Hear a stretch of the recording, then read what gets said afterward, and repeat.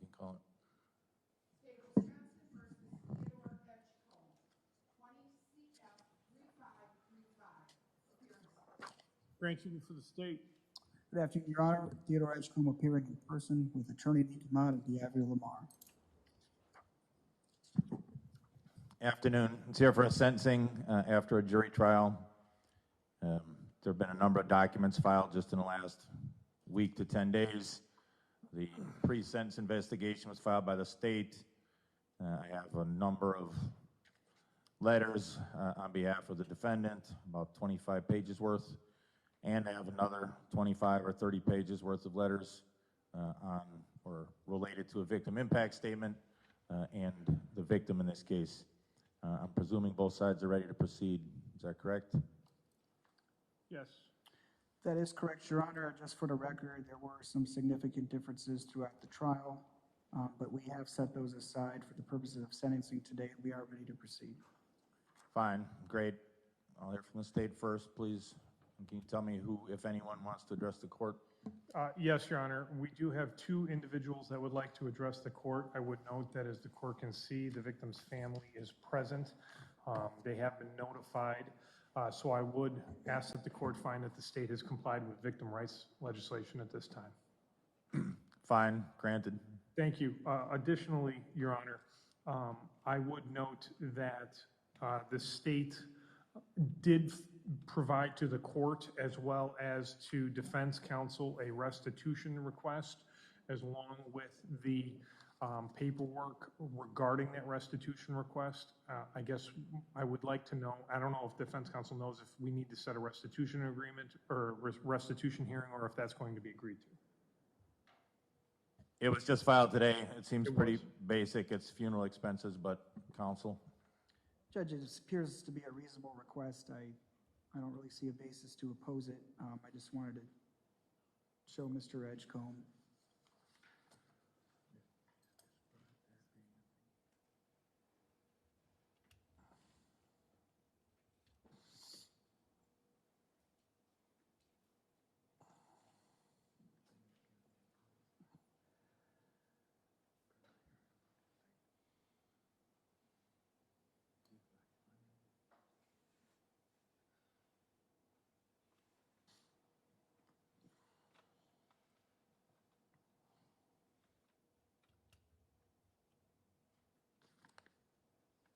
Okay, we have no objection to that. Fine. It's a rather straightforward request. It's funeral expenses, which are clearly compensable pursuant to statute in a case like this. So based on the stipulation, I'll order restitution in the amount of $4,840. It's payable to Mr. Clearman's wife. State can proceed.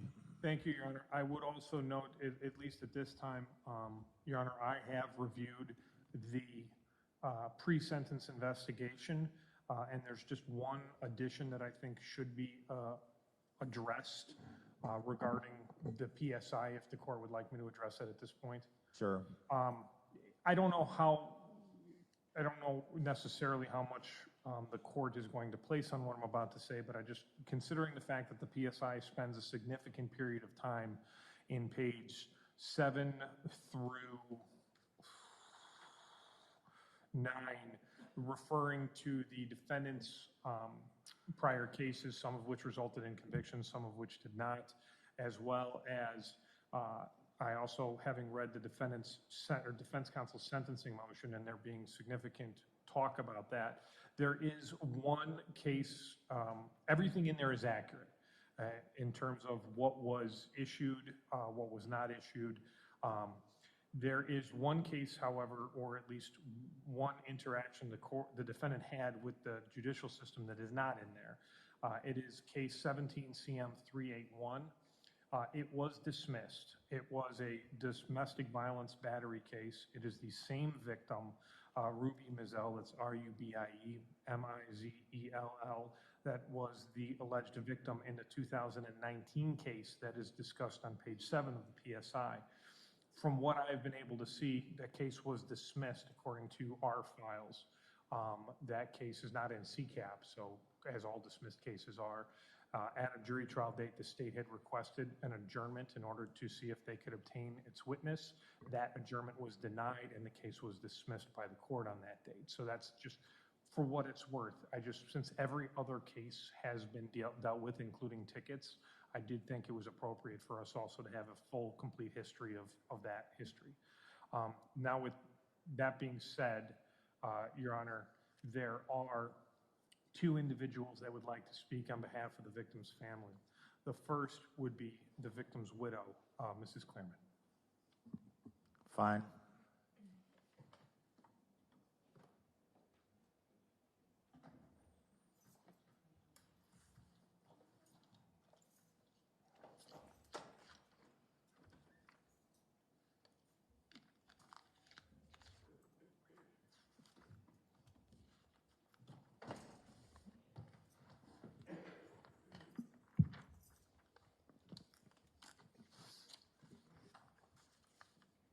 Ma'am, when you're ready, if you can state your name and spell your first and last name, please.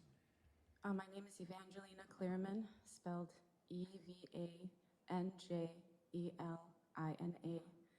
Clearman, Cleereman. Go ahead, take your time. And Your Honor, just one moment. There are a number of photos that the family would like the court to take a look at, if you would not mind. It's fine. Can you show them to the defense I will first, do please? so.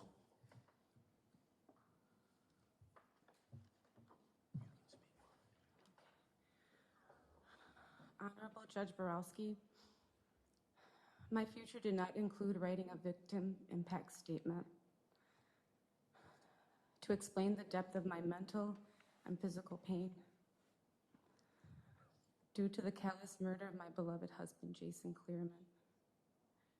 My life and our children's lives were forever destroyed and altered on September 22nd, 2020. I was a witness to the cold-blooded murder of my husband.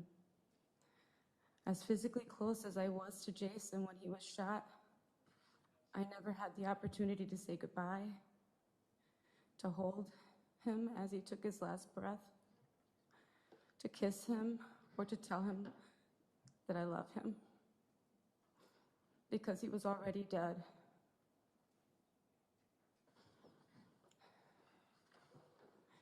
He was already dead when the defendant pulled the trigger and made the conscious decision to put the bullet in my husband Jason's head. I believe the defense's actions was intentional.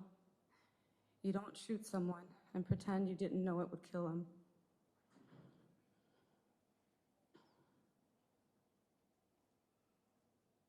The physical and mental pain I suffer and I will continue to suffer seeing my husband killed is my new reality. It will be part of my past and future memories. It is part of my daily life. I didn't get a phone call to tell me that my husband was killed. I saw it myself. I will forever have the images in my head. They will be engraved in my memory, and they will be replayed in my head over and over for the rest of my life.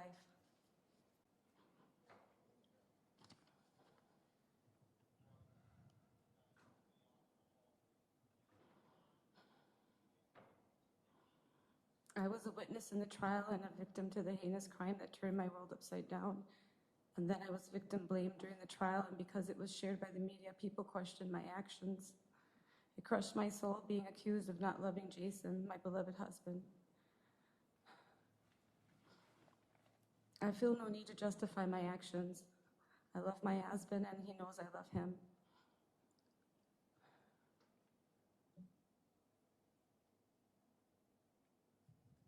Attempting CPR was not going to bring him back to me. Jason was dead before he hit the ground. I was there and I saw him die with my own eyes. A vision I wish I could erase, and a moment in time I wish could be reversed. I do not need to do.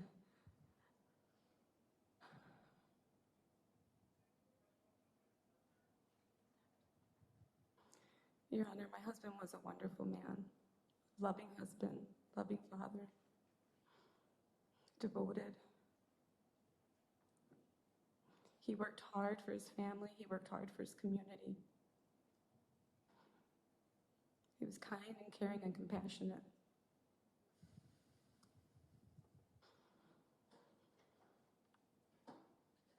I will continue to suffer the rest of my life.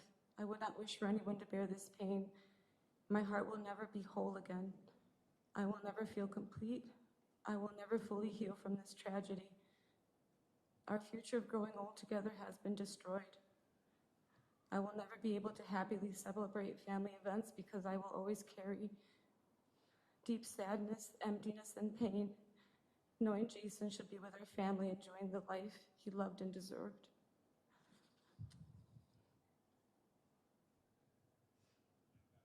My husband does not get a second chance. Our family does not get a second chance.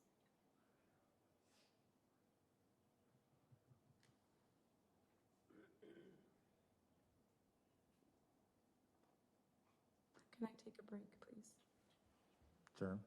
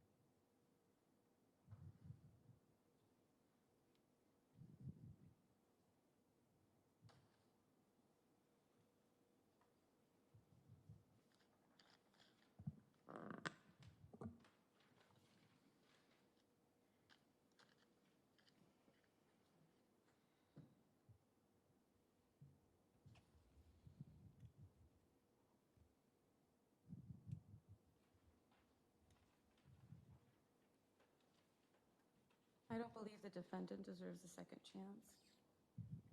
He's a cold-blooded murderer that took a husband, a father, a brother, a son, an uncle and nephew, a friend from a world that was much better with Jason in it.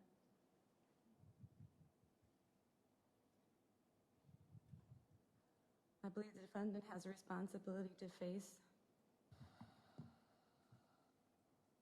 this violent act, senseless act that took my husband, her father, our children's father, Jason T. Clearman's life on Tuesday, September 22nd, 2020. What he did not only robbed us of Jason, but makes him a very dangerous person to society. I ask that you sentence this man to the maximum amount of time allowed. It will not change the events of that evening or change the future, but it will give me peace that myself or my children will not be harmed.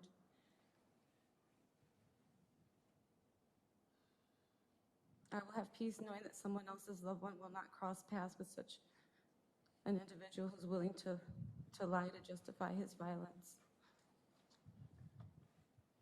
To my husband, I love you and I miss you with every part of my being.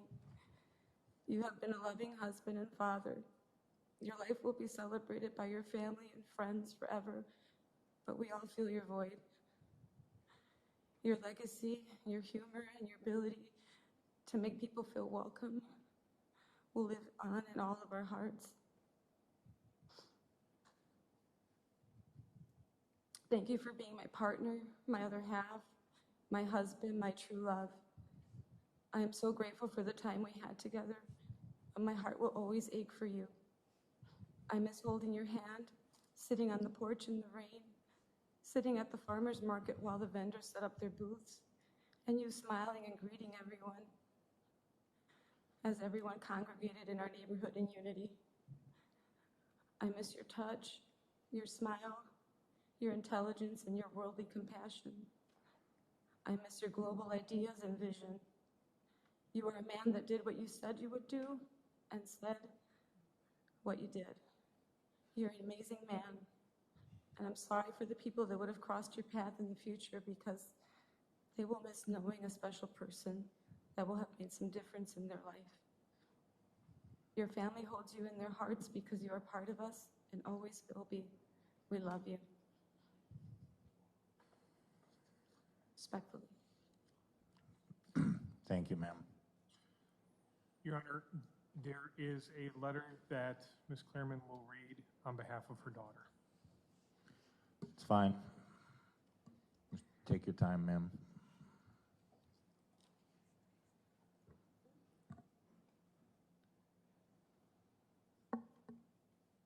Dear Honorable Judge Borowski, I struggled to write this letter.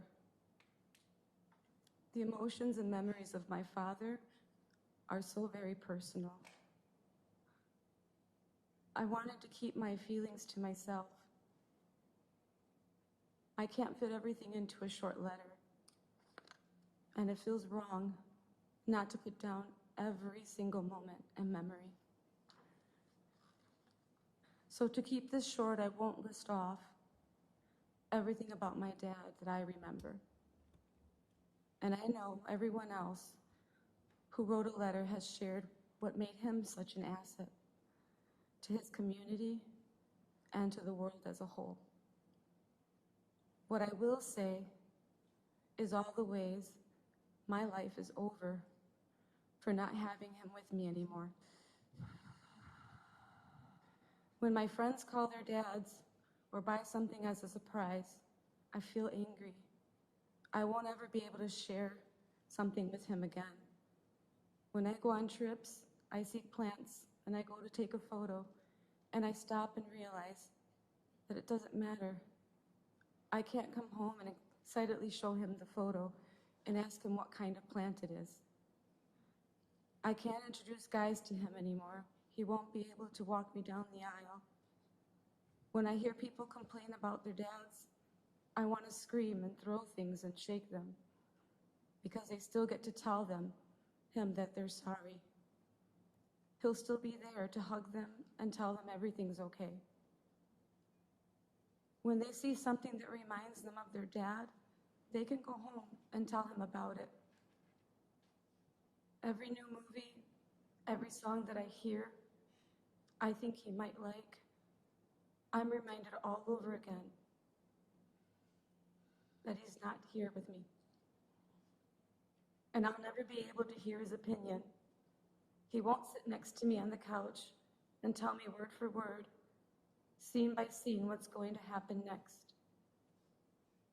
Who's going to ruin movies for me? Who's going to pull my toes until they crack while I scream and laugh? Or tell me that it doesn't matter because he wasn't the one when I get my heart broken?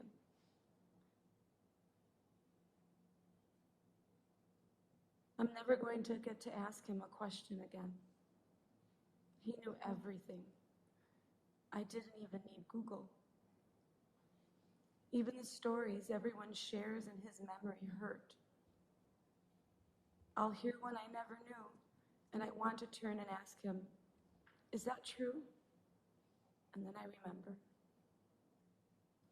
When someone tells a story and I remember one he told me that was similar, and I can't remember a specific part or the exact words that he used, I grab my phone to call him. And I remember that his phone is at home in a drawer with his wallet. He was so proud of us, of my mother and my brother and I. He thought all my artwork was exceptional. One year for Father's Day, I framed a painting I made in elementary school and gave it to him. And he posted it on Facebook and called it the best gift he's ever gotten. Mourning my dad is even harder for me because of the way he died and how public it became. Judgment from strangers, input from people with no knowledge of the person he was, and really no idea of what happened besides what went viral. It's like losing him all over again every time I see or hear something about the trial. I can't stop thinking about hearing him get up in the middle of the night and how I thought to myself, yell out, I love you. And I didn't, because I thought I had tomorrow. Respectfully, Amelia. Thank you. And lastly will be Vanessa Maldonado, the sister of the victim. Fine.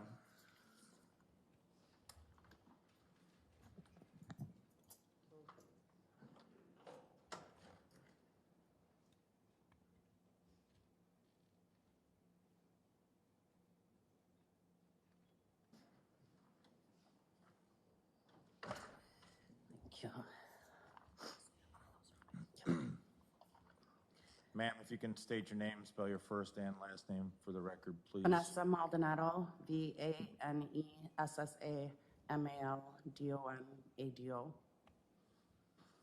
Go ahead. Jason Clearman is my friend, my confidant, my mentor, my compass, my hero, and above all, Hang on. sorry.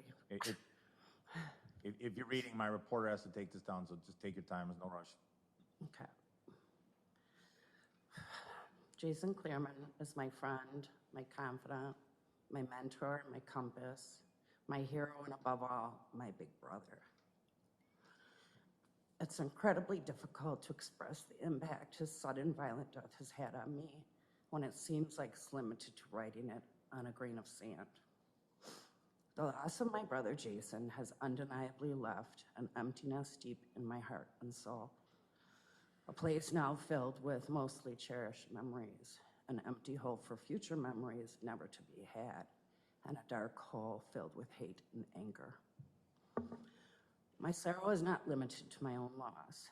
There is a trickle-down effect of emotions, a pain that blankets my brother's family since that night. There is no loss greater than theirs. My sister-in-law was a mere 20 to 30 feet from her husband when he instantly dropped face first on the concrete after being shot with a gun in the forehead. This is her last memory before seeing him lying in a casket 8 days later. The last images so horrifically traumatic, they had temporarily erased all the great memories she had with Jason. Jason's family has lost the most. Their new reality is that their future family events and milestones will no longer include him. Movie nights, bonfires, holidays, birthdays, college graduations, weddings, grandchildren. There are numerous instances when Evangelina has just crumbled because she can no longer hold her aching loneliness and emptiness for the loss of her husband. I have seen her smile and immediately stop because she feels she has no right to be happy without her husband to enjoy it too. I see my niece make attempts to choke back her tears because it's so overwhelmingly hard for her to release her emotions. And then there are instances where out of the blue she will cry. You know that her thoughts are of her father and memories that she wants to hold in her heart silently because it's too much for her to share with the outside world. It's too intimate for her to believe anyone could understand her pain. I see my nephew who remains emotionally silent in the presence of others, strong and serious, and a sadness in his eyes. At 20 years old, he feels his role is to take care of his mother and sister. He should not have to carry such a burden. I can't escape the words my nephew said to me when I hugged him on the street that dreadful night. He said, "At an age when you need your father the most." Those words alone say enough about his pain. My brother was murdered on a Tuesday, September 22nd, 2020. It was not a weekend, as T. Edgecomb stated when asked why he had a firearm on September 22nd. He was not carrying a gun for protection because there were a lot of people out and crime was on the rise. He personally contributed to the increase in crime. If the weekend was when he carried his gun, then my brother would still be alive. It was a Tuesday when my brother was taken from this world. My brother was a man of action, an educator, a leader, an activist, an advocate, an environmentalist, a man of compassion and empathy. He was a voice for those unheard. He made a difference in everything he did. He believed that small things would reap great reward. He had a vision, small or large, and his vision included everyone. My brother did so much in his 54 years, and the things he did will benefit everyone, even in his death. I am proud of him, I love him, and I miss him very much. And I respectfully request that you sentence T. Edgecomb to the maximum time allowed so that he can take responsibility for murdering my brother, Jason Tri-Clearman. Thank you. Thank you, ma'am.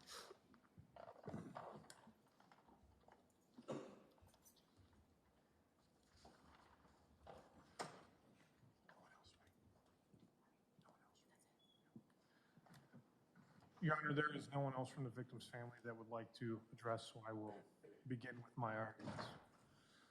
Your Honor, as the court is well aware, when fashioning a sentence, the court needs to determine and take into consideration a number of different factors. The character of the defendant, the serious nature of the crime, the need to protect the public, the need to send a message to the public and to the defendant that this conduct will not be tolerated, the need to rehabilitate the defendant, and the need to punish the defendant. The court heard this trial. The court saw the video in this case probably more times than you've ever seen a video ever before. So I'm not going to belabor too much the facts. I know the court is very well of the facts, and I'm just going to highlight a few of the portions that I think are the most important when the court needs to take into consideration the sentence here. I do think a good place for us to start is the character of the defendant, because there are aggravating and mitigating factors that the court needs to consider when attempting to determine the defendant's character and how it leads to what an appropriate sentence is. The PSI and the defendant's sentencing memorandum do highlight the fact that prior to this incident, the defendant only had one criminal conviction. That's true. He then pled guilty to misdemeanor bail jumping and felony bail jumping, and I'll get to those in a minute. The extent of the defendant's convictions up until this incident consisted entirely of one carrying a concealed weapon. The defendant did have a number of arrests, and we've talked about some of those beginning in 2008, and I'm not necessarily asking the court to take too much into consideration on that.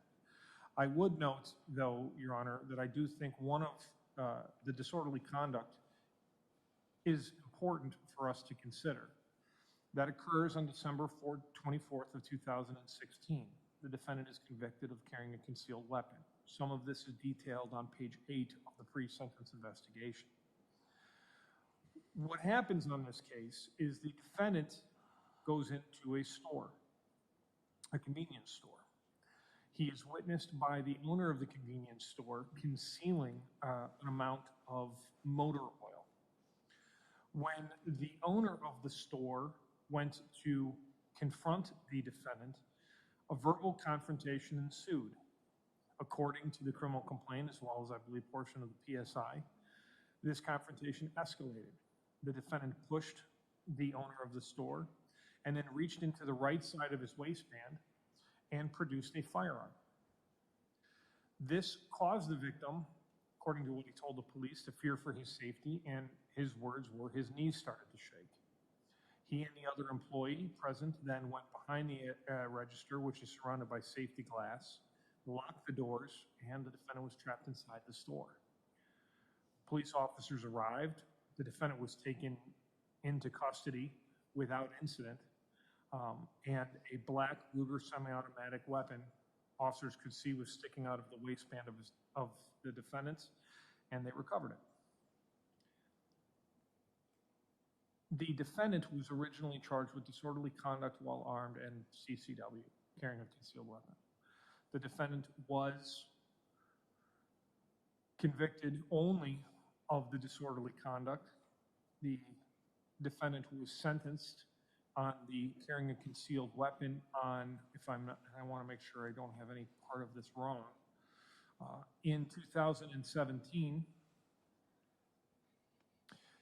And in 2017, the defendant was sentenced on November 20th of 2017 to 30 days imposed and stayed, was placed on probation for a period of 6 months, and was provided with 25 hours of community service as well as no contact. That was the sentence that the court decided was inappropriate.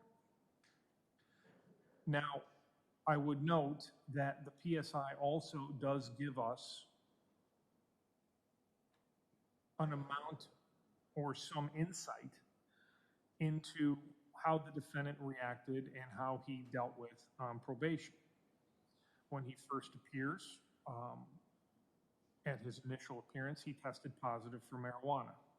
He was informed that he would be referred for treatment.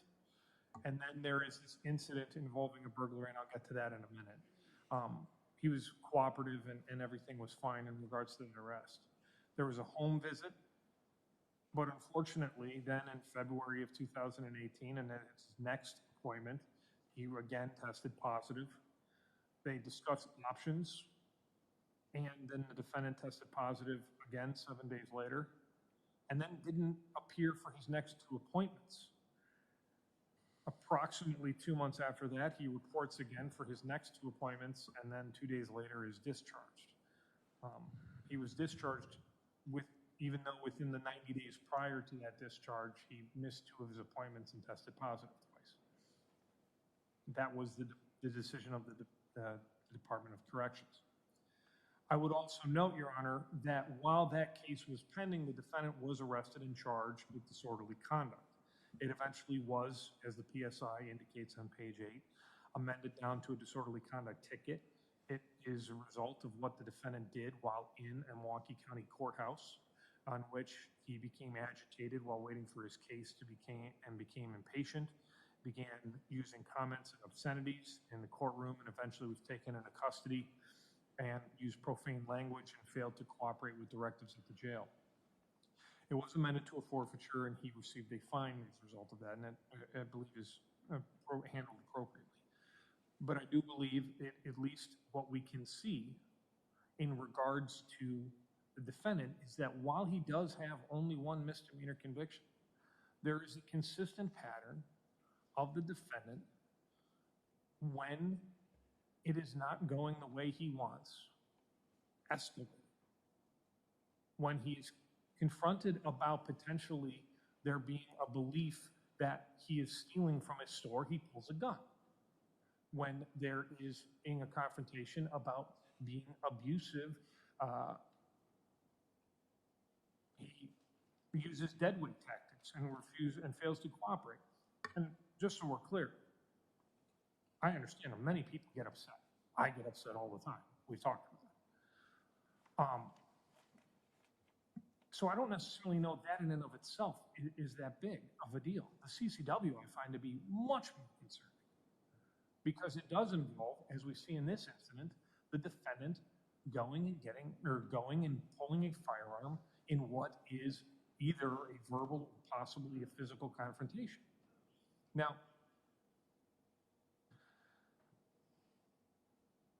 in this case, the defendant did have 2 open cases. Those are dealt with in regards to the PSI. One is a felony. It was, if I'm not mistaken, a substantial battery and 2 counts of disorderly conduct. That was dismissed. It was dismissed because the victim in that case, Ruby Mizell, did not show and did not come to court. She is the same individual that the defendant was staying with when this incident occurred. There was a no contact order actually in effect when this occurred. So when the defendant gets his firearm from Ruby, which is what he testified to, there was no contact order in place. Ms. Mizell, and I want to make certain that the court understands this, he was never convicted of that because she did not cooperate. In fact, she wrote 2 letters to our office, which were presented to the court, I believe, in which she denied that the defendant did anything to her. She stated she harmed herself and the defendant was just trying to protect her. I would note that according to the criminal complaint, she stated that she was hit both at home, which is the same residence that the search warrant was done in this case, as well as in a car. security video did show her fleeing a car with blood on her face, which officers saw, as well as a conversation in which there is an allegation that he broke a window at the house, as the PSI indicates. And when I read the criminal complaint, it was that the defendant was at her house yelling and attempting to get in, and that his voice was identified by his own daughter. The state was unable to proceed, but I would just simply note that we were unable to proceed due to Ms. L stating that it didn't happen, although the facts that the police have seem to put that in a little different light. Regardless of it, there's two things we know. The defendant was told to do two things: don't have a gun and don't have any contact with Ms. L. And he did exactly those two things on this day. He also had pending in Waukesha another case that was 20 CM 458. And in that case, the defendant, as it's indicated, was pulled over. He is charged with, as a result, and that happened with, I believe there was an accident, or I should say it's not an accident, it's a crash that occurred in this case that is reflected and talked about in page 7 of the PSI.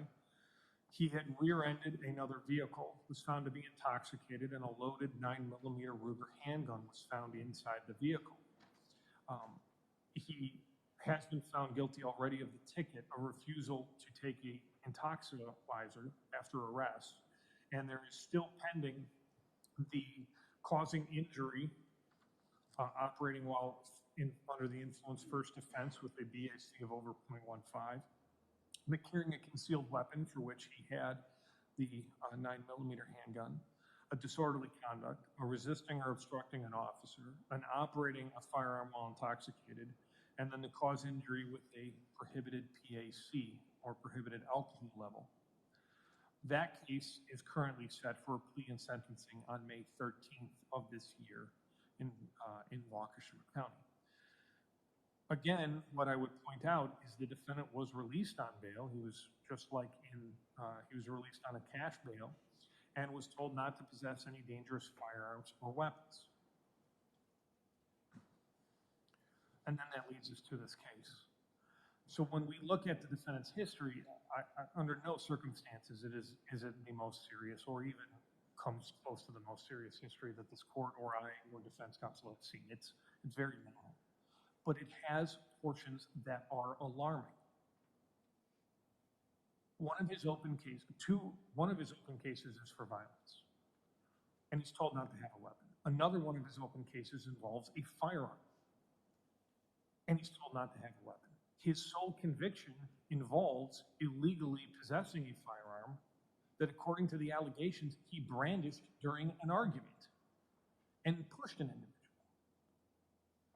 And then we're here for today, where the defendant is on his bike armed with a weapon that he is not supposed to have as a result of 2 court orders.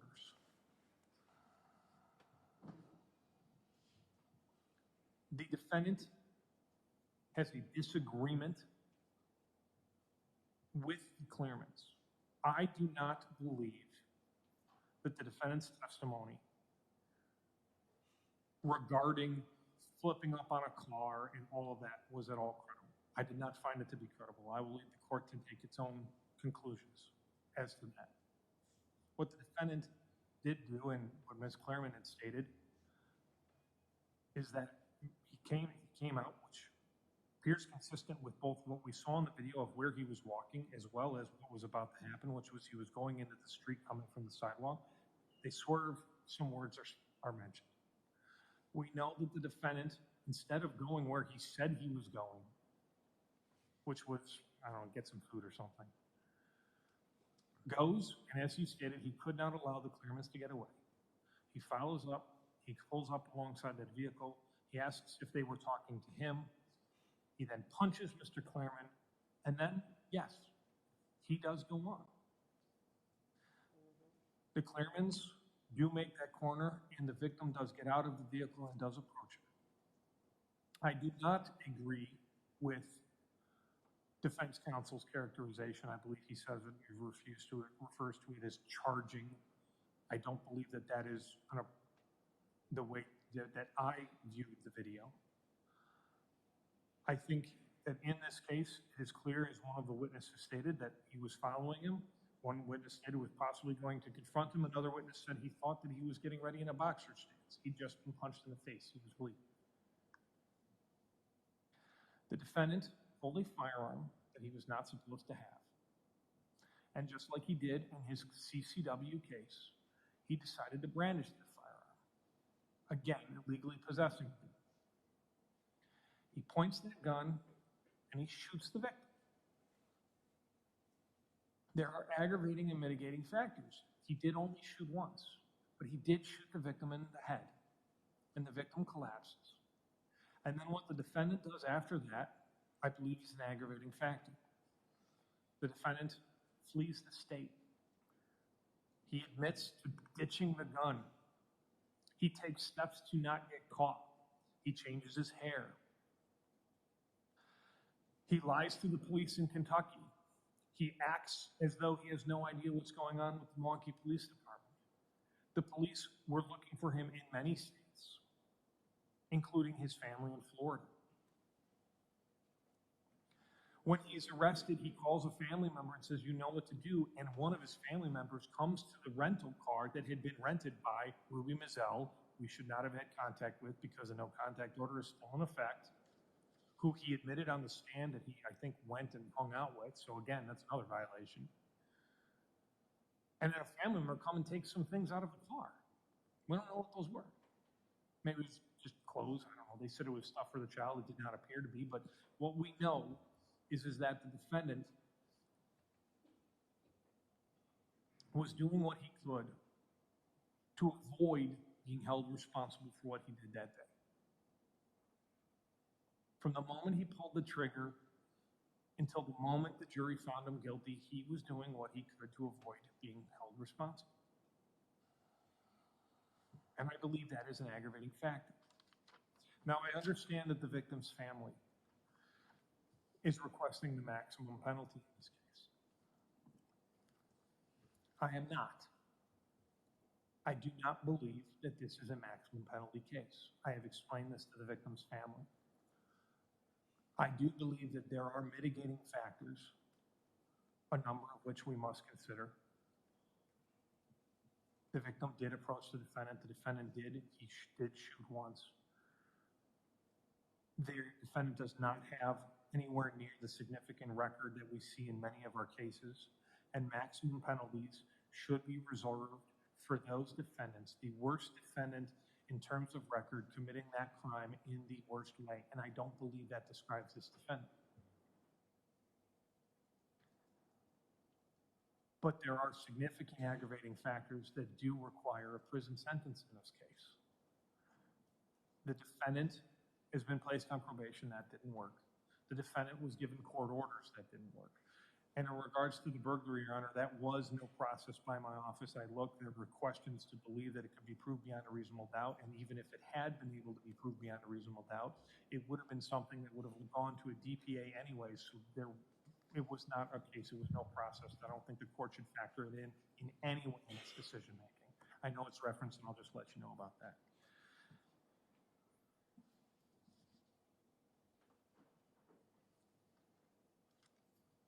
This case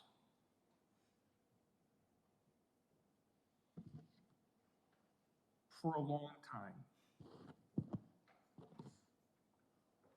did not have as much publicity. It did originally when it first occurred, but during the pendency of the case, there wasn't the amount of, well, let's say vitriol that was being seen towards the end.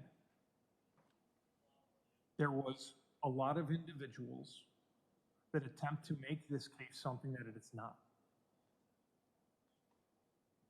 This case should be viewed simply as to this defendant and what he did that day, and nothing else.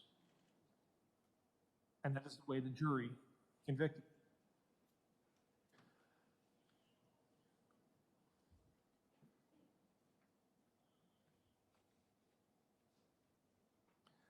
The defendant started a fist fight.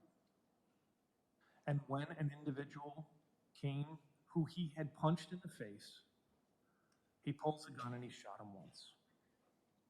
And that is the way that this court should appropriately sentence this defendant. That and those are the only factors in the prism in which we should view this case, and nothing else. Everything else is people attempting to use this case for their own means. And that is unfair to the defendant, that is unfair to the victim.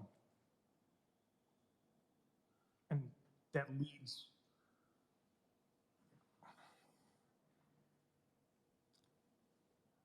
to further division and derision.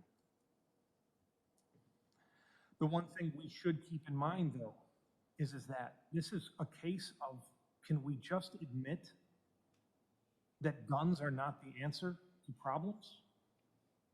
This court knows better than anyone else. But in the last 2 years, since this homicide rate has gotten out of control, I mean, to proportions that the state has literally never seen in its entire history. Milwaukee has never had this many homicides. We set a record in 2020. We broke the record in 2021. And unlike what we saw in the 80s, or even 10 years ago when we had the brief spike, which was when heroin was going out of control, this wasn't as a result of gangs or massive drugs. It's fights. It's literally people engaged in arguments and pulling guns and ending them with a bullet. This case is like so many the court has seen.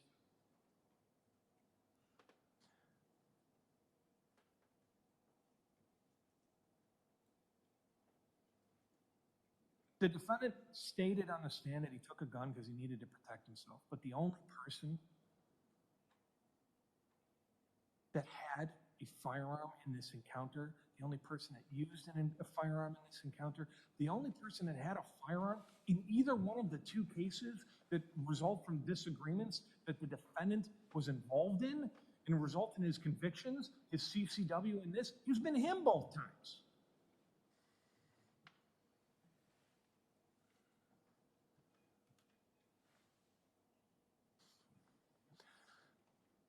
So with all of those factors, we need to consider what is the appropriate sentence. Your Honor, I do believe that the defendant should be sentenced to Wisconsin State Prison. I do believe that an appropriate amount of initial confinement in this case would be 25 years of initial confinement. I do believe that an appropriate amount of extended supervision would be 13 years of extended supervision. That would be a total sentence of 38 years. I do believe that that is where takes into account the aggravating and the mitigating factors that I have talked about. I think it is an appropriate sentence. How the court wants to set that up, whether or not it does it all on the homicide and then does the sentences on the bail jumpings concurrent, or if you split them up, I'll leave that to the wisdom of the court. I think when we consider what happened that night,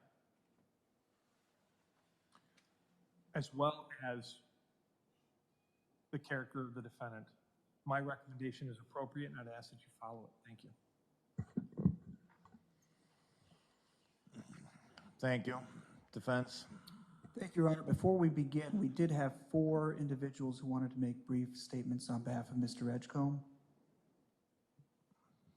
Fine. The first person that would like to speak is James Bray.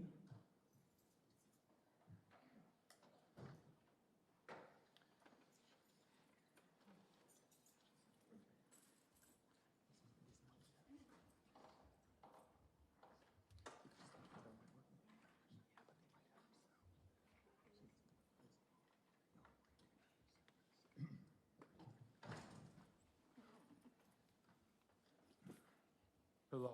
All right. State your name, spell your first and last name for the record, please. My name is James Bry. James, J-A-M-E-S, and Brey, B-R-E-Y. Go ahead. I'm a retiree from Wisconsin Electric Forestry Department, and I'm currently a volunteer at Beckham Stapleton Little League. This is where I met Theodore, and I've got to know him through his volunteerism with the children as a T-ball coach. The image I have of Theodore is very different than what has previously been presented. I've known him as a compassionate father, a leader for the children. The image that I have on my phone is really from a picture taken at the Little League night in Miller Park. And Theodore has a baby strapped on his chest and holding his daughter in his hand and leading his team for the on-field parade. And children from other teams are coming around and looking at this sight in awe because he has really presented himself as a father figure and as a community person. And this is the image and the knowledge of Theodore that I have. And I just would like to share that with you. Thank you.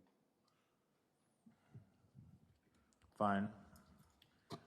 Counsel. Next, we have Julie Abrahamian, who is his great-grandmother.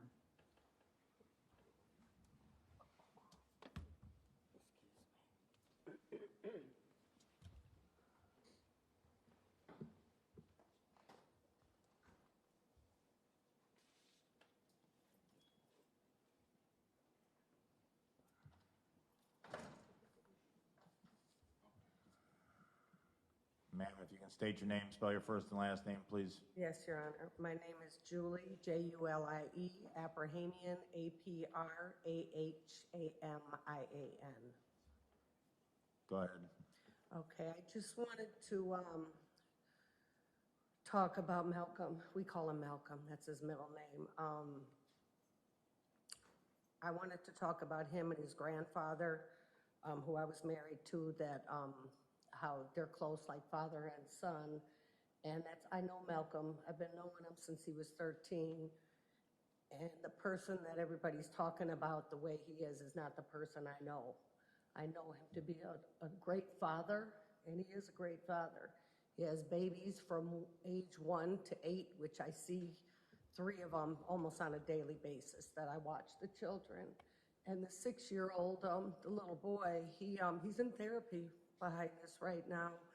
And he is always asking us to get his daddy out on bond. And he's acting out a little bit because it's affecting him.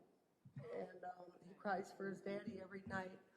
And then the 8-year-old is the little daughter that he went to get the food for that night down on Brady Street. And she's saying if I would have never asked my father to get the food, this wouldn't have happened to him. And she's blaming herself. So it's pretty traumatic for the kids. And that's the most proudest thing that I wanted to say about Theodore is he's a great father. That's the most proudest thing. You're a great father. And I love you. And the thug mentality, everything that they're talking about with the thug is not what I see. I see a different person. I see a loyal person. When his grandfather passed away last January, he had flowers sent to me. He was going on trial for his life, you know.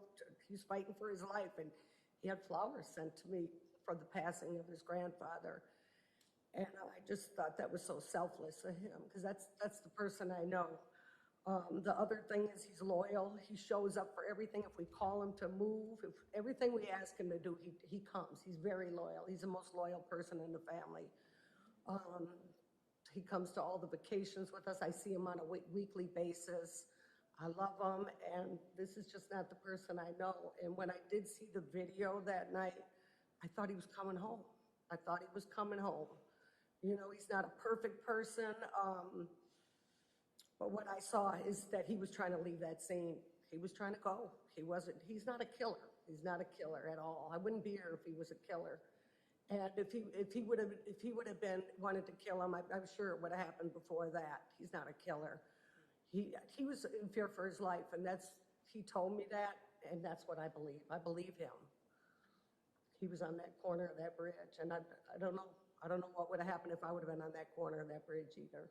So I just wanted to tell you there's some great things about him. Is he perfect? No, I'm not perfect either, but I just wanted to say those things about him. He's a family man. Thank you. Third, we have Sonia Gordon, his mother. Fine.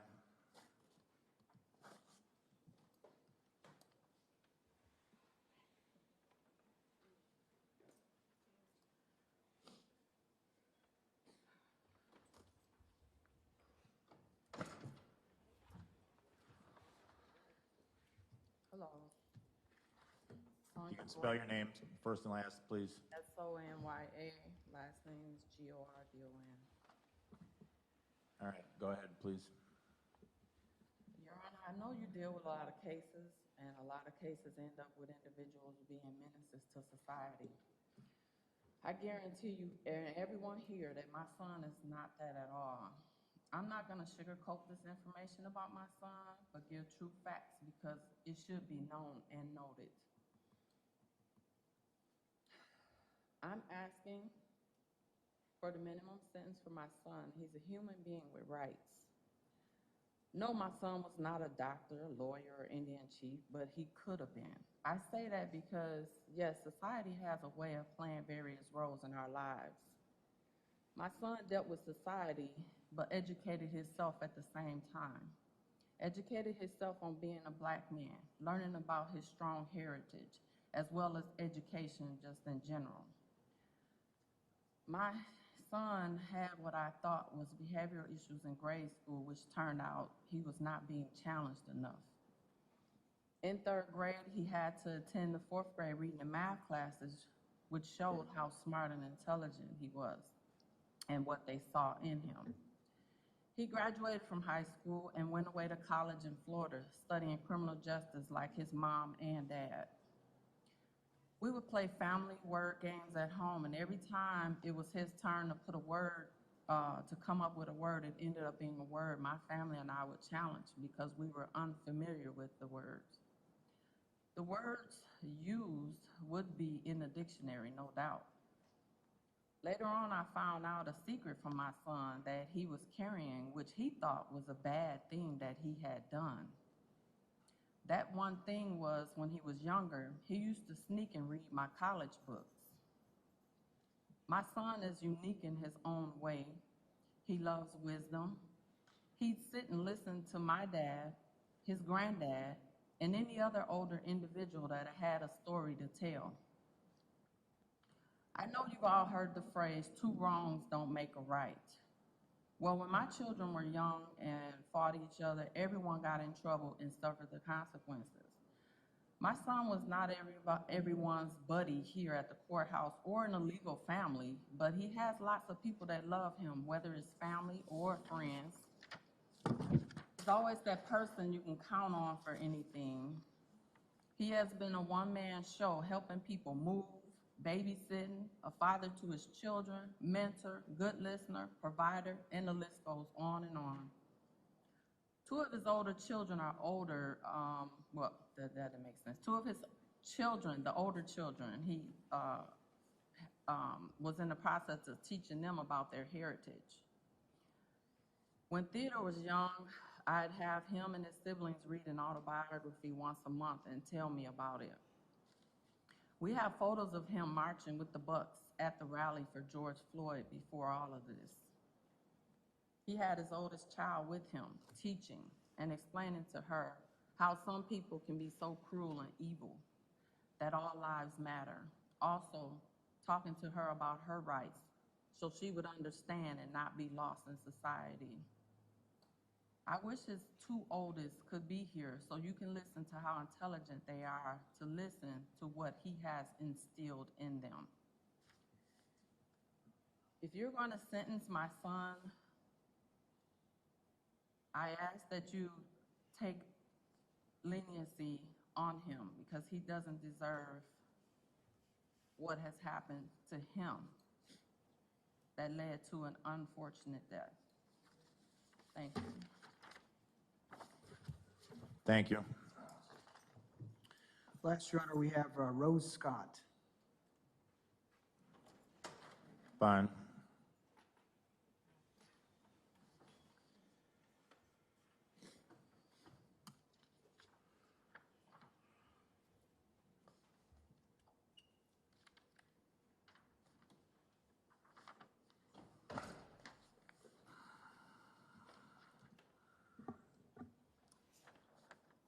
Ma'am, if you can state your name, spell your first and last name, please.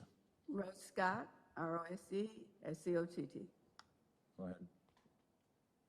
Dear Judge, I met Theo in November 2021, and my greeting to him was, "Hello, grandson." My age wisdom immediately informed me that this young man needed support, love, to become a contributing member of society. Yes, I have supported him since that time to try and obtain his freedom. I attended court, rallies, and yesterday witnessed his marriage to Ruby Mizell. That was Tuesday. Your Honor, clearly the tragedy of Mr. Clearman's death could have been avoided. However, blame should be shared with all three individuals. I agree with the Clearman family. The loss of a loved one leaves a forever void. I am grieving with Theo's young family at the possibility of losing their dad to years of incarceration when they need him the most. Theo is only 32 years old with great potential to make meaningful contributions to society. Please release Theodore Edgecomb. I'll give him the least, smallest sentence ever. And I want to speak to his saying that I didn't mean to do it. I'm a Black woman who grew up in Georgia in the 40s and the 50s. And we were groomed and taught, don't go there because you'll get into trouble you'll never get out of. And when I heard that statement here, I thought, he didn't mean to do it. He didn't want to kill anybody because he's not that type at all. But faced with that, he said, one bullet. I didn't mean to do it. And you have to understand the scenario of his fear. His fear is the same fear that you see with most Black men. It was worse when I was a child growing up. There was a deadly, embarrassing fear that I saw from Black men that truly embarrassed me. Why are you doing that? Why are you doing that? Why are you afraid of? But we have a reason to be. So when you hear him say it was self-defense, it was self-defense for him. Thank you. Thank you.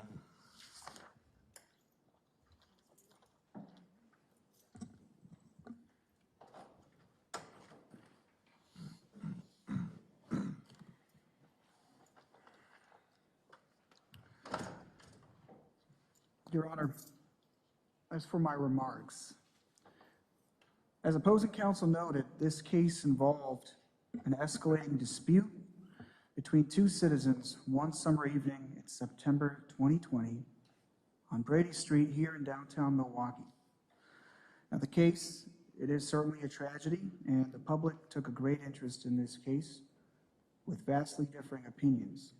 Today, the court is presented with a very difficult task in fashioning the appropriate sentence in a hotly contested case. Now, Mr. Edgecomb, he was found guilty by a jury of his peers, and that verdict has to be respected today. This is a case that requires a prison sentence, no doubt. But I feel, Judge, that this case is quite different from the vast majority of cases that come before the court. It is not a case that involves a gang-related shooting or a drug-related transaction. It's not a drive-by shooting where a house or a vehicle was riddled with bullets, with a cold-blooded intent to kill a target, and at the same time recklessly endangering the safety of others. It did not involve a domestic violence escalation that resulted in someone's death. It was not a case between two parties that had a violent history together, nor did it involve any sort of premeditation or intent, or accompany any sort of crime as in a felony murder case like an armed robbery. The point is, Judge, this case was completely random, it was unforeseeable, and it suddenly turned the lives upside down for two men and the loved ones of both parties involved. These men were total strangers to each other and were otherwise going about their normal daily lives on a Tuesday night in downtown Milwaukee, just trying to enjoy one of the last days of summer. This case is about as random as a case can be. And ever since the pandemic began about 2 years ago, Milwaukee has been experiencing an alarming increase in violent crimes, shootings, and homicides. And I can only speculate, Judge, as to what has caused this staggering increase. Council's noted that guns are clearly not the answer. This case did involve a gun. It also involved a vehicle, which Milwaukee has seen lots of crimes involving that as well. What we do know about this case is it happened pre-vaccine in September of 2020. And back then, Your Honor, I do remember people were on edge. It was tense, it was scary to be out in public, and at that time, the future was uncertain. We all had heard stories that summer of people snapping out in public, whether it was in the streets, department stores, or during protests. I think it's fair to say people's mental health during that time was poor, and I believe this especially was the case back in September of 2020, particularly in this state, because just 3 weeks ago, we had the situation of the Kenosha riots just south of here, 30 or 45 minutes. So looking at the overall context of this case, I think the court can consider this case is unique in that it just involved two ordinary citizens who were complete strangers and did not otherwise involve any sort of criminal activity. The short fuse that people were exhibiting during the pandemic, after being isolated, after being pent up, quarantined, I feel that that was likely at play here, and it resulted in both parties suspending their judgment and escalating an otherwise avoidable situation. The loss of life here is a tragedy, no doubt. It's also heartbreaking that Mr. Edgecomb, with a very limited prior record, a misdemeanor conviction, coming from an otherwise stable, normal upbringing, hardworking mother, father with a law enforcement background, as noted in the PSI, a man who stayed out of trouble for 30 years of his life, now is facing a sentence for a very significant amount of time behind bars. Now, the state did discuss some of the facts in the case, and I'm not interested in litigating a self-defense, the merits of that today, but I did want to talk about some of the mitigating circumstances. Now, first, regarding how the parties that night crossed paths. The Clearmans were coming from Scaffidi's after a night at the bar. Mr. Edgecomb was picking up food at Dynamite on Brady Street to have dinner with his daughter. And as we heard from one of the speakers today, the daughter now blames herself for what happened that night. Eventually, they crossed paths. Counsel indicated that he did not believe Mr. Edgecomb's version of events. We know for sure, Judge, is that Mr. Edgecomb was almost hit or was clipped or grazed. I think the clearman's testimony indicated that she had to swerve to avoid hitting him. And Mr. Edgecomb testified that he was knocked over. As far as there was a lot of time that was spent during the trial on the investigation the police did in trying to obtain any video surveillance footage of that. And while that's not the most important thing in the case, certainly the least relevant of the three possible videos in the case showing the three different encounters, if we had that, we would have understood what exactly occurred. And it would have been important to take that into account in terms of Mr. Edgecomb's fear that night and what had prompted that in the overall context of course, a series of events that occurred all within a few minutes. The police did do some investigation, but it appears that it didn't extend all the way to the paths that the clearmans had coming down Grady. The second encounter, we saw that. The court clearly has seen that video many times. What we see is a punch Mr. Edgecomb threw at Mr. Clearman suddenly, and it seemed to be a very strong punch, which begs the question, why would a man just go up to another man and punch him in the window if it was a minor incident? It's really hard to say, but it clearly enraged Mr. Clearman so much that he wanted to confront Mr. Edgecomb at the time.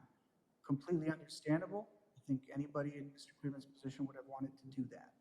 Mr. Edgecomb fled, however, on his bicycle, as we saw, and that's why this case became tricky.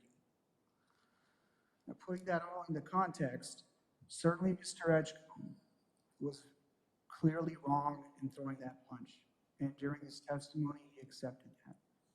He was also wrong for having a firearm that day, and he entered his plea in this case before the trial, accepting responsibility for that. He disobeyed a court's order, and there is no justification for that.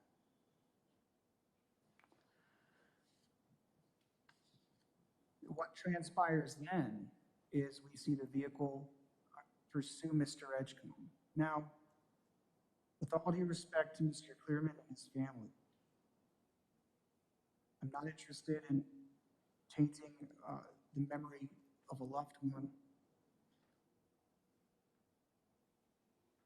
And I think we can all respect Mr. Clearman was an attorney, opposing counsel, like counsel seated here, like the court. But Mr. Clearman also was an officer of the court. He was a man of law. He was an attorney. I think we all can agree that it would have been more prudent that night to have either gone home or have called the police, not take matters into your own hands.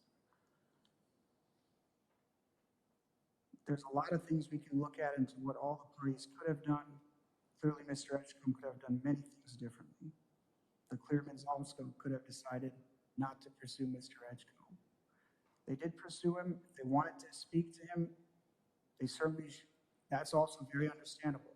Getting out of the car, placing yourself at risk too. Now, my point is, these are some mitigating circumstances I think the court can consider. And we see Mr. Clearman attempt to intercept Mr. Edgecomb, and then at the stairwell, there's a confrontation. How we want to characterize whether it was an approach, jogging, running, charging, there was all kinds of descriptions of that scene where we see Mr. Clearman closing the gap. And then, as counsel noted, there's one bullet that goes off, and to Mr. Edgecomb's credit, it was only one shot. On the other hand, counsel's correct that it was a shot to the head. And that conduct, the jury found to be reckless with utter disregard. And that's the crime that Mr. Edgecomb is being sentenced on today. So it wasn't an intentional act as per the jury's verdict, but something that was so reckless. Now, in the sentencing memo, Your Honor, that I submitted to the court, there is some discussion about utter disregard. And what I thought was important that the court can consider in terms of mitigation is that utter disregard requires conduct that just has no justification or excuse. And the Court of Appeals and the case law has said that actions taken in self-defense, while not antithetical to utter disregard, are inconsistent with utter disregard. I think that's something that the court can consider in terms of mitigating circumstance. The Court of Appeals has also instructed courts to look at, and for juries to look at, the type of act, nature, why the perpetrator acted as he and she did.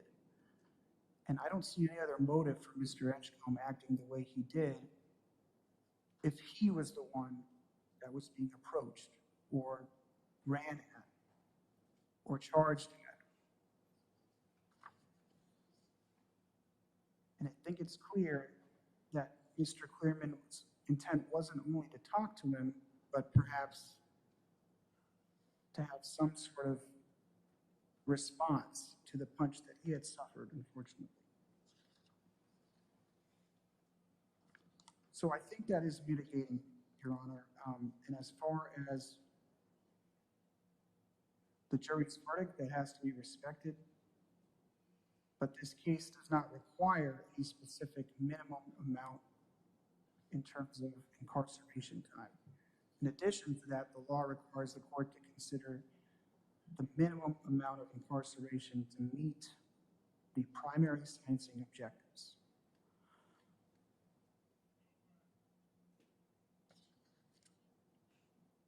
Now, Mr. Edgecomb had testified at trial, and his testimony was confusing to many viewers and counsel alike.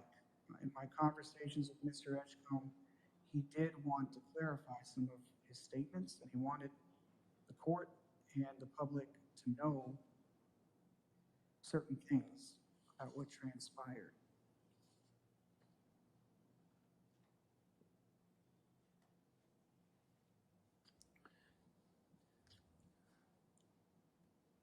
Mr. Edgecomb would like everyone to know the following. I never intended to kill Mr. Clearman, but I realized that I have killed another human being, and that weighs heavily on me to this day, and will continue to for the rest of my life. Although I was angered by Mr. Clearman for what he said when his vehicle struck me, I should have not have punched him, and I wish I had never taken that action. I never expected the situation to escalate as quickly as it did. When I described the gun just going off at trial, I meant to say that I did not even remember pulling the trigger. Everything happened so fast, and I was startled once Mr. Clearman was only a foot away from me. I reacted in the heat of the moment, and I do not believe I could have reacted in a different way, honestly, under these scary circumstances. It was an involuntary type of reaction without any deliberate or premeditated intent on my part. I was in shock and disbelief once I realized what had happened. I do understand I was not able to legally possess a firearm at the time, but I still feel that had I not had the firearm that evening, I may have either been seriously injured or killed that night. I believe my actions were in self-defense, but I understand that a jury determined that my actions were reckless in nature. So with that being said, I ask that the Clearman family find it in their hearts one day to forgive me. I also would like to express my apologies to my family for the mistakes that I have made. To your honor and the court, I would ask that you have some mercy upon me, and may peace and blessings of God be with everyone affected. Thank you.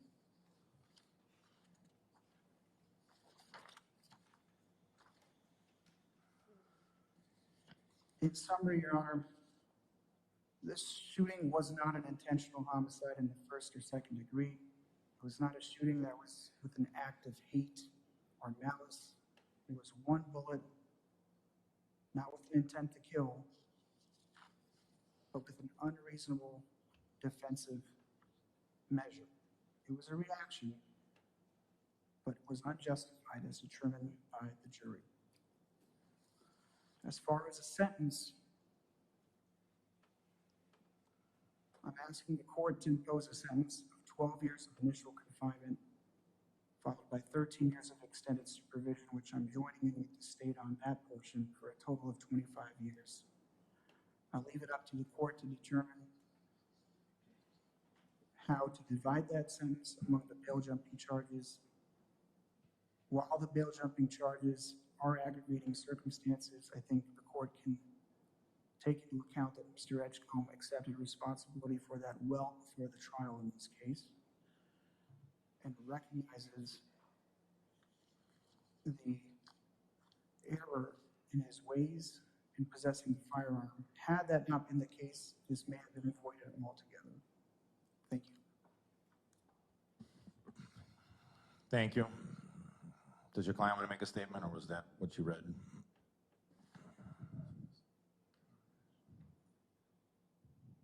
No, Your Honor. The reason he also doesn't want to make a statement is after seeing him in the jail yesterday as well as this morning, he did have a tooth surgery and a removal. It's difficult for him to speak, and he did show me he does actually have some bleeding as well. So that is the reason that he is choosing not to make a statement today. But that was his statement, which I did read for the court. Fine.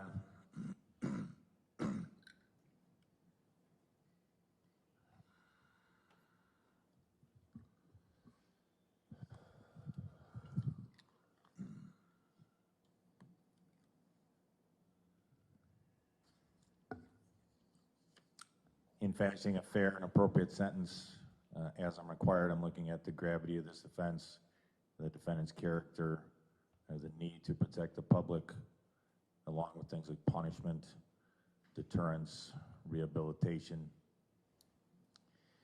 And all of those things are factors in this case, and factors for my sentencing.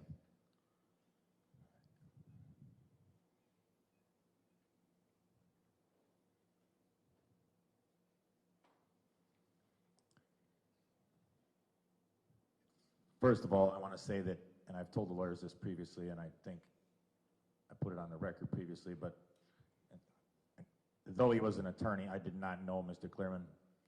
He did not practice in front of me.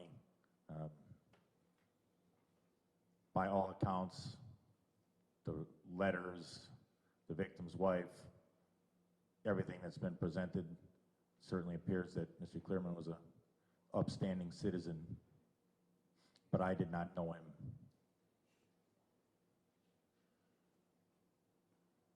You know, the state referenced this, and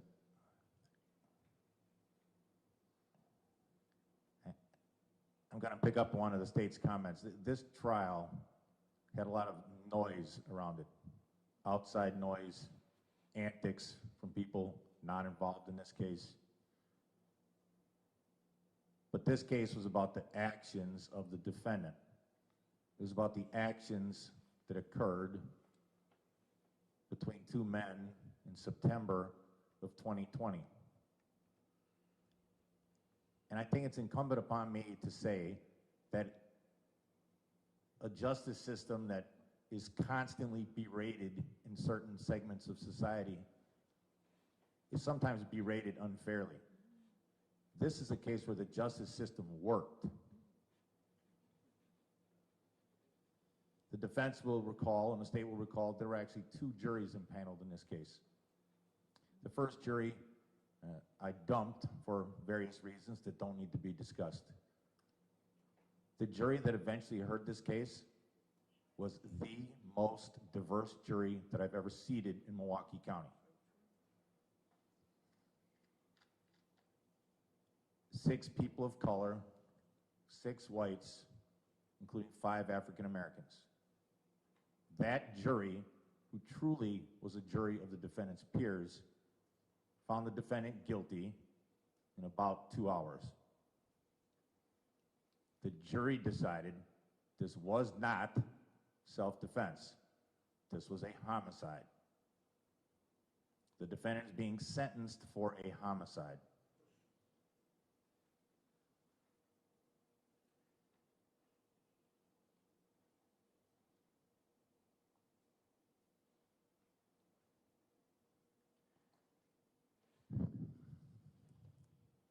There's a lot to discuss related to this case and related to the defendant and the defendant's character, the defendant's actions, the need to protect the public, punishment, and other factors.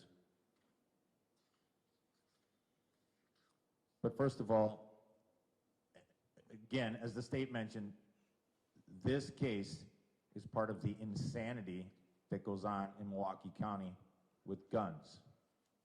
And just so we're clear, Mr. Edgecomb is being sentenced only for his actions, not the actions of any other person or any other case.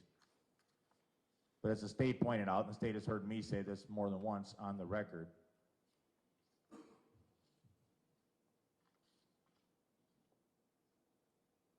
homicides in Milwaukee County are out of control. In 2019, there were about 90. Then we almost doubled that in 2020. Then we increased it again in 2021. And though it's only early April, we're on pace to potentially double that homicide rate now to 400. And most of it is idiocy over arguments when people pull out guns. The state used this in their closing argument, and it's correct. Mr. Edgecomb brought a gun to a fist fight.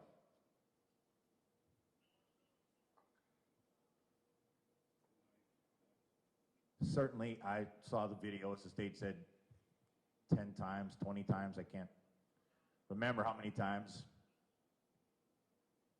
There was some, depending on how you believe, or which side you believe, there was some, not exactly a confrontation, but either the Clearman's vehicle swerved, or Mr. Edgecomb cut in front of him, or there may have been some contact between the car and the bicycle that Mr. Edgecomb was on.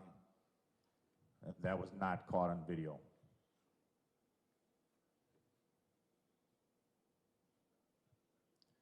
Then there was the confrontation where Mr. Edgecomb bikes west on Brady Street at a very fast clip.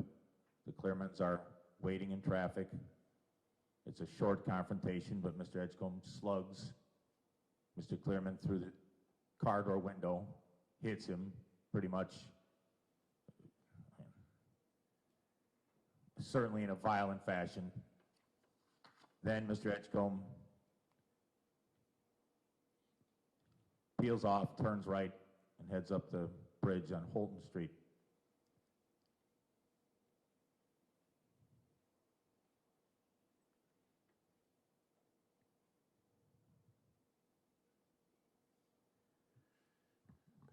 I'm sure that Mr. Clearman was frustrated and upset that he'd just been punched by Mr. Edgecomb.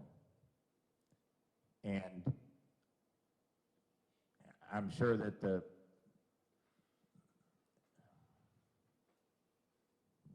victim's wife probably, I'm sure, questions why she turned and followed Mr. Edgecomb, even if that was what Mr. Clearman asked her to do.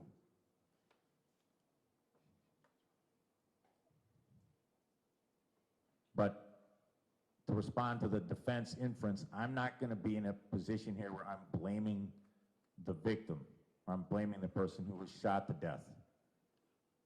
Because that's along the lines of, well, don't drive on Capitol Drive because it's a war zone, because people drive so badly on that street that it's not safe. Don't go into a certain neighborhood because you might get shot. Don't approach someone, I would say he was striding quickly at Mr. Edgecomb, because he might have a gun. In a community that did not feel obligated or for some reason compelled to resolve arguments and fistfights with a gun, those kind of dangers would not be present, and this situation would have been resolved differently. Looking at the defendant's character, yes, I read there were probably at least a dozen letters on behalf of the victim, probably a dozen letters or more on behalf of the defendant. I read those letters. I read the pre-sentence investigation. I read the sentencing memorandum, which was only a few pages, that was submitted by defense counsel within the last day or two. Certainly, as the state conceded,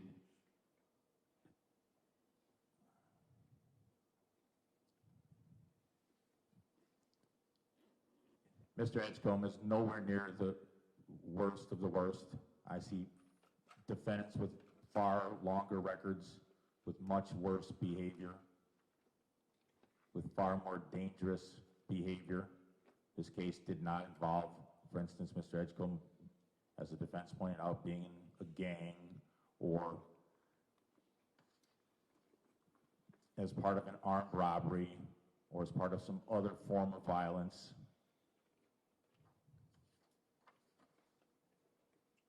But as the state pointed out, well, Mr. Edgecomb's record is relatively limited, fairly limited. It has in the past involved allegations of, and at least one conviction of carrying a concealed weapon. And Mr. Edgecomb, you were not to be possessing a weapon when this occurred.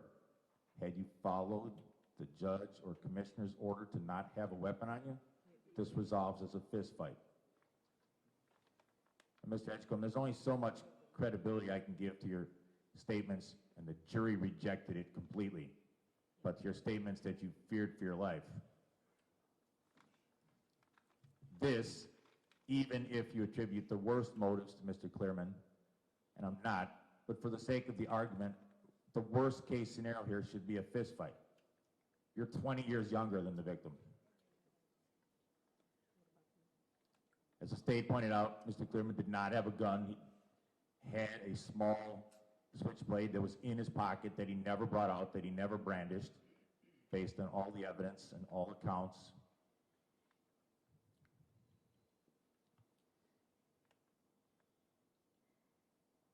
And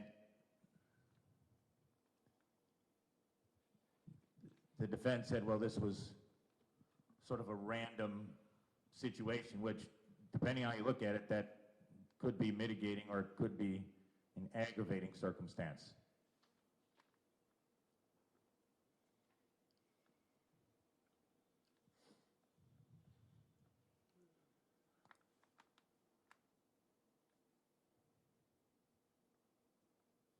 Had the Clearmans stayed where they were for another 10 or 15 minutes at the restaurant or bar, had Mr. Edgecomb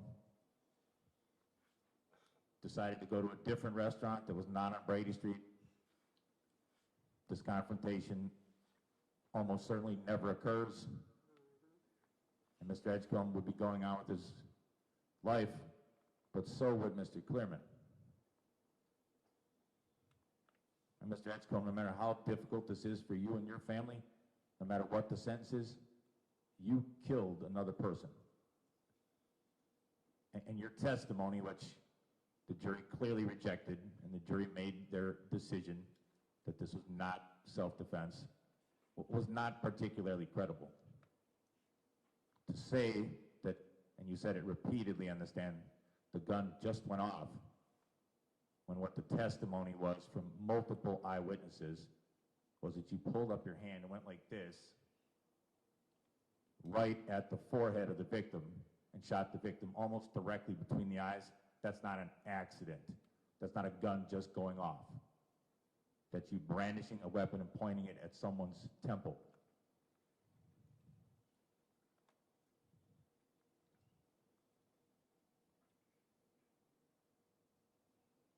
Obviously, the defendant has a right to a trial. He exercised his right to a trial. The jury made a decision.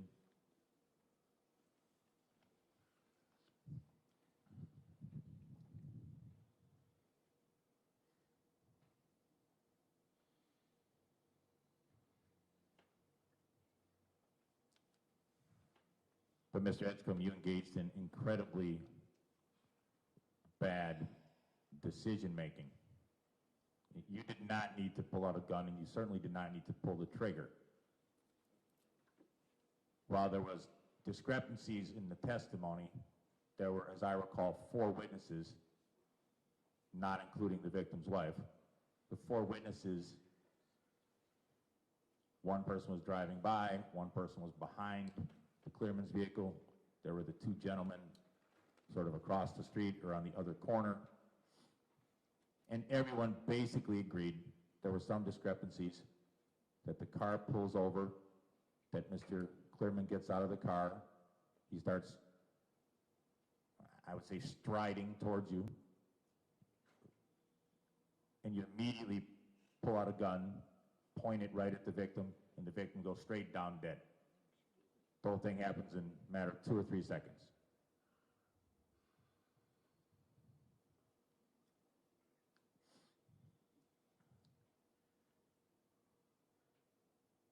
I'm not sure, Mr. Edgecomb, that you understand the depths and the gravity of your offense.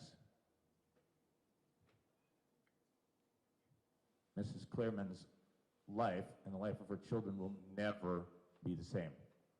There will never be a day that goes by that they don't think about this situation. I'm sure that, as Ms. Clearman said, it's bad enough to find out that a relative died, or a relative had a heart attack, or to be told to have a police officer come to your door and say that a friend or relative, or God forbid, a spouse was killed. But to watch your spouse be killed right in front of you when you're 10 or 20 feet away, I can't think of anything worse.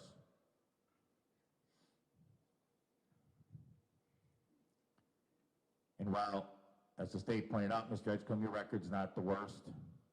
You know, you're employed for the most part. You have an education.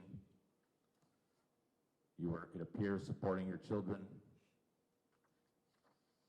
You did a number of things in this case that aggravated the circumstances, aggravated the case both literally and figuratively.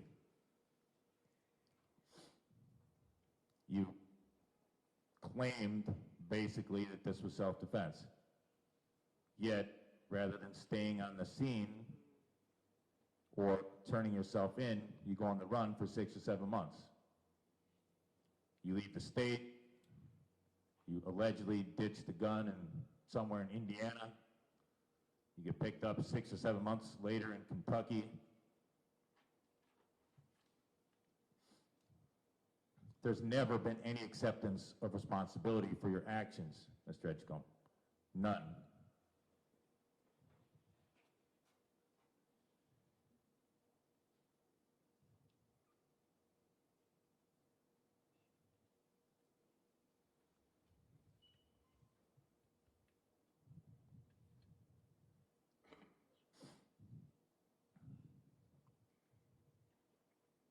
It struck me as I read the letters from both sides, and again, there were numerous letters on behalf of the victim describing Mr. Clearman and numerous letters on behalf of Mr. Edgecomb, that the 2 people involved in this tragedy have family members and friends that think very similar things about them. As I said, Mr. Clearman was clearly, based on the letters and his career, a fine, upstanding citizen. The letters all indicate that he was a good father, a good parent, a good spouse,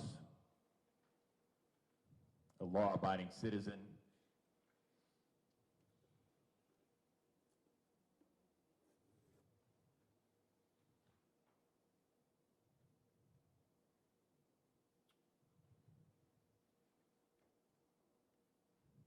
The letters that were written on your behalf, Mr. Edgecomb, also are similar. Most of them say that you're a good father, that you've provided for your children, that you've got an education.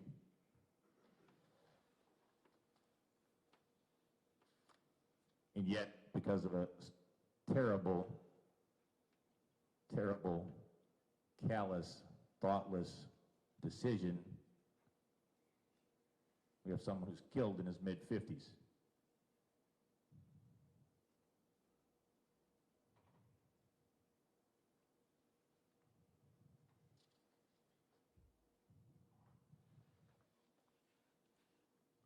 the state's correct. This is another case of people having no impulse control. I have other pending cases in front of me where, for example, in a bar, one guy bumps into a guy's brother. The brother pulls out his gun, starts firing up, shooting up the entire restaurant, the entire bar. One person's killed, another one's injured. I had a case that went to trial where defendant's mad because somebody else allegedly pushes his ex-girlfriend.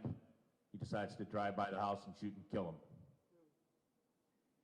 People have no impulse control in this community.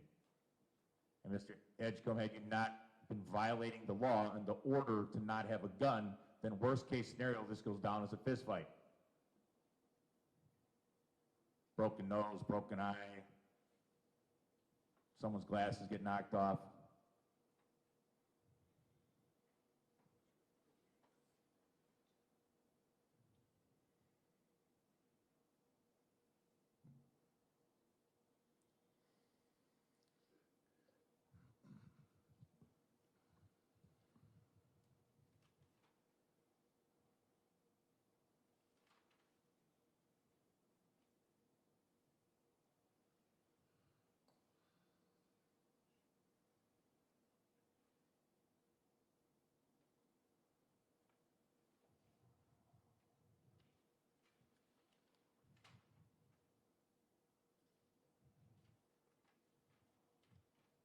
The state discussed the defendant's not just record, but his multiple contacts with the criminal justice system. I'm giving that limited weight because it is a limited record, because it's outweighed for the most part by other characteristics from the defendant in terms of his prior record or lack thereof.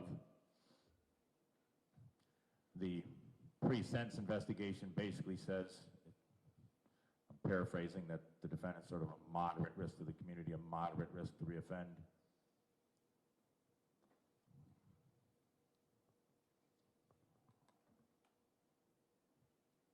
Certainly the defendant does need to be punished. He needs to be sentenced. You know, this is obviously a criminal, strike that, obviously a prison case.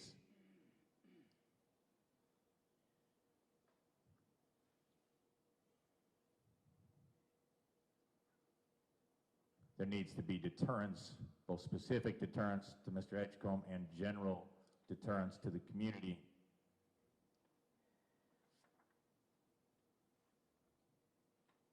That it's time for people to stop resolving arguments or confrontations or any possible disruption in their life with a gun. Not just brandishing it, but firing it. And Mr. Edgecomb, again, all four witnesses that were independent to this case and the victim's wife all said that you pretty much immediately, as Mr. Clearman came at you, pulled the gun up, pointed it at him, and killed him. You shot him right here, almost right between the eyes. That is not an accident, as you testified. It's not. That's not the gun just going off. That's completely incredible, completely unbelievable. And I'm sure that's what the jury was thinking.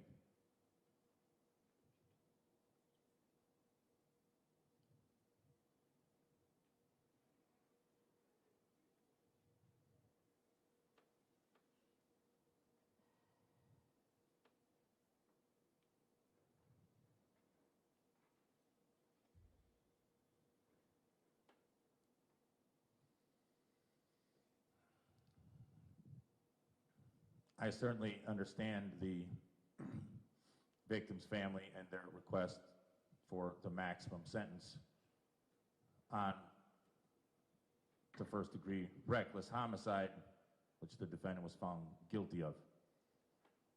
As the state said, and as I'm sure they've explained to the victim's family, this is not a maximum case. Maximum cases are, as the state noted, reserved for, frankly, the worst of the worst. It'd be someone who has a far longer record than Mr. Edgecomb, committed a homicide in a worse fashion, all sorts of other aggravating factors. that aren't present here.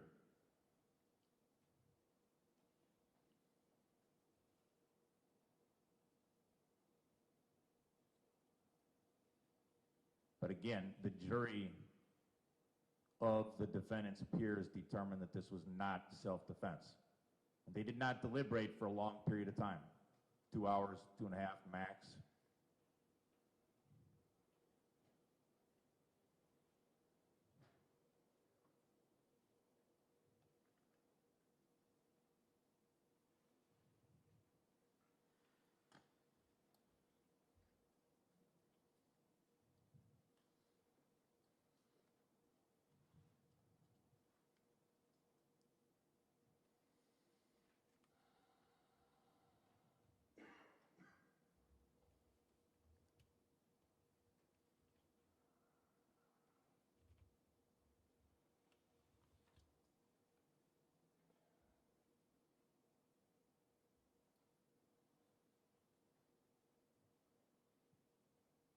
I mean, Mr. Edgecomb, one of your family members mentioned explaining to your children why you're not coming back or why you weren't bailed out. That's nothing compared to having young adults or older children never see their father again, to have a father never be there for a wedding or graduation from college or purchase of a first home. Any explanation that has to be given to your kids is nothing by comparison. A, because you're still here, and B, because you engaged in this behavior.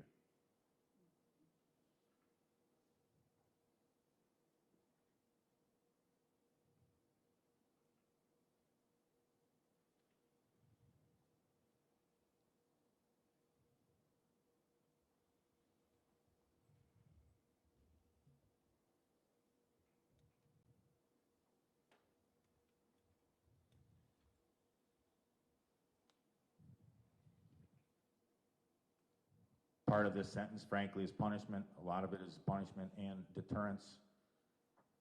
You know, a civil society can't allow people to brandish weapons and shoot other people in the head. One would think that goes without saying, but with the crime in this community, that message has not gotten through to large segments of Milwaukee and Milwaukee County.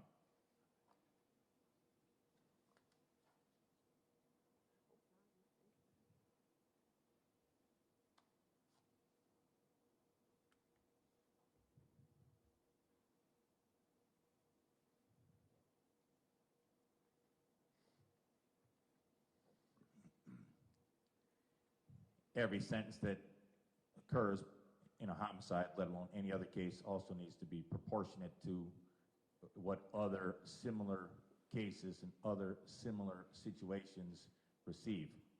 Every case is unique, obviously. Every set of circumstances is different from one case to another, including from one homicide to another.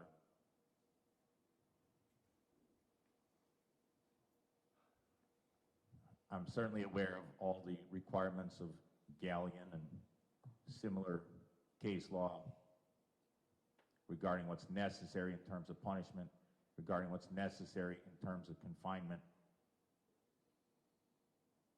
And candidly, the request from the defense is not appropriate. The request from the state is candidly lower than I expected it to be.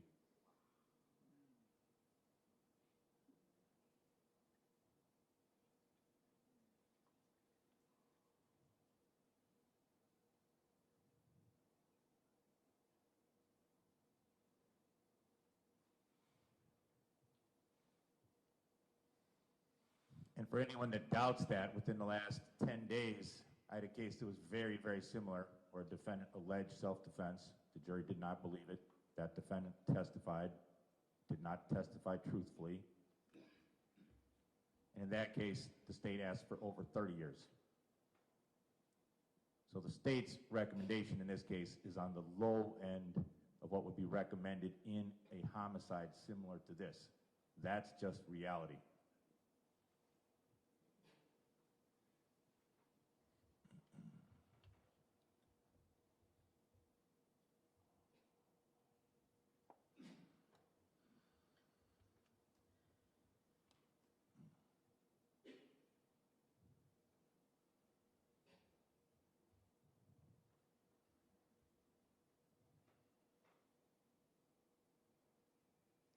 one thing the state did not discuss is obviously there was the aspect of provocation in this case.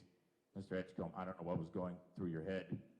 Whatever happened initially, and I don't believe the testimony or the implication that you were hit by the Clearman's car and you rolled up on their side of the car or the front of the car, that's not plausible because your bike was not damaged, you weren't injured, there was no visible damage to the car, that's not plausible.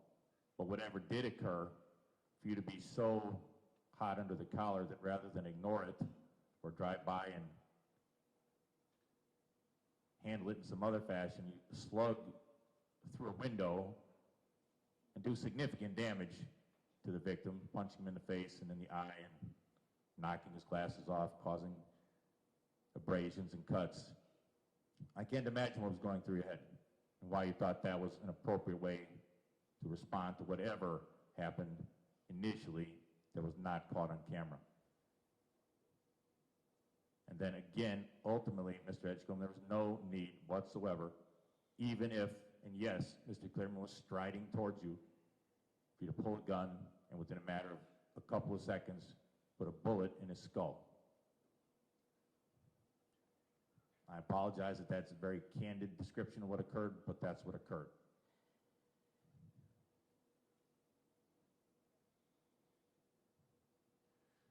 Having said that, I'm sentencing the defendant as follows, largely following the state's recommendation: 25 years of initial confinement, 12 years of extended supervision. That's on count 1. That is the absolute minimum required to punish the defendant, to incarcerate him, to send a deterrent message to this community. 25 years of initial confinement, 12 years of extended supervision. This was a homicide. That sentence is consecutive to the end of the case, consecutive to any other sentence. And count 2, which is the bail jumping, I'm sentencing the defendant to a total of 4 years, 2 years of initial confinement, 2 years of extended supervision. That sentence is concurrent to count 1, concurrent to count 3, and concurrent to any other sentence. And count 3, which is the misdemeanor bail jumping, I'm sentencing the defendant to 6 months in the House of Corrections or in jail. That sentence is concurrent to count 2 and concurrent to count 1. It's the court's specific intent that the defendant serves 25 years of initial confinement, 12 years of extended supervision. In this case, the defendant is not eligible for the challenge incarceration program, not eligible for the substance abuse program. The defendant will be provided a written explanation of the determinant sentence. While in the institution, I'm authorizing up to the maximum amount be taken out of the defendant's in-custody earnings, wages, funds, or monies of any sort. I'm granting the state's request for restitution, which was stipulated to. The restitution amount is $4,840. The restitution is to be paid to the victim's wife. Conditions of extended supervision are as follows. First of all, because this matter is a felony, Mr. Edgecomb is not allowed to own or possess a firearm, a gun, at any time ever for the rest of his life. He's not allowed to vote in any elections until civil rights are restored. They will be restored at some time in the future, but until then, you're not allowed to vote. Mr. Edgecomb, you will have the right to appeal, and appeal would have to be filed within 20 days. Conditions of extended supervision are as follows. First of all, no further law violations rising to the level of probable cause. Mr. Edgecomb is not allowed to own or possess a gun or a weapon of any kind. Mr. Edgecomb, when you're released, you are obligated to work full-time. You're to pay restitution if it's not already been paid while you're in the institution. I'm ordering the defendant to pay all costs, fees, and surcharges, both mandatory and non-mandatory costs, fees, and surcharges. They're to be paid first while in the institution, then if not paid while in the institution, paid while on extended supervision. While on extended supervision or while in the institution, I want the defendant to have an AODA assessment for any drug or alcohol needs. If there are any AODA needs, he's to be treated in the institution or while on extended supervision. While on extended supervision, Mr. Edgecomb is not allowed, strike that, I'm ordering absolute sobriety. Mr. Edgecomb is not allowed to drink alcohol. He's not allowed to use any illegal drugs. Beyond those conditions, I'm going to leave the further conditions of extended supervision up to the Department of Corrections. Again, in this case, because of the nature of this offense, the defendant is not eligible for the challenge incarceration program and not eligible for the substance abuse program. I will provide the defendant with a written explanation of the sentence in this case. Again, the defendant has the right to appeal. An appeal would have to be filed within 20 days. I'll ask the state, am I forgetting anything? Did I leave anything out? No. Defense? No, Your Honor. All right, then we're adjourned. We're off the record. Thank you.